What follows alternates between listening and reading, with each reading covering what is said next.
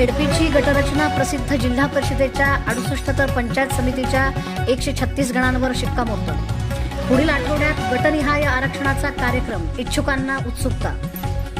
राज्याचे मिनी मंत्रालय म्हणून ओळख असलेल्या जिल्हा परिषद व पंचायत समितीच्या सार्वत्रिक निवडणुकीसाठी आवश्यक अंतिम गटरचना जिल्हाधिकारी कुमार आशीर्वाद यांनी शुक्रवारी प्रसिद्ध केली आहे।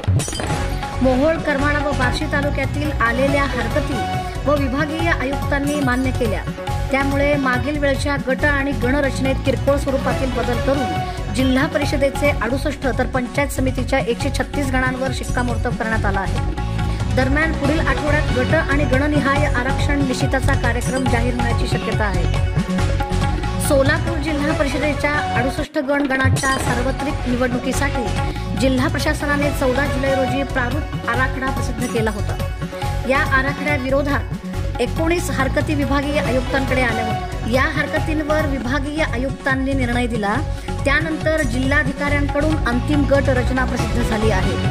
न्यायालयाच्या आदेशानुसार निवडणूक आयोगाकडून सार्वत्रिक निवडणुका घेण्यात येत आहेत। जिल्हा परिषदेच्या एकूण 68 गट 136 गणांसाठी ही निवडणूक होणार आहे। 2017 मधील निवडणूकप्रमाणेच या निवडणुकीतही ओबीसी प्रवर्गासाठी 27% व महिलांसाठी 50% आरक्षण असणार आहे। जिल्हा परिषद गटासाठी जिल्हाधिकारी यांच्याकडून तहसीलदाराकडून आरक्षण निश्चित होईल।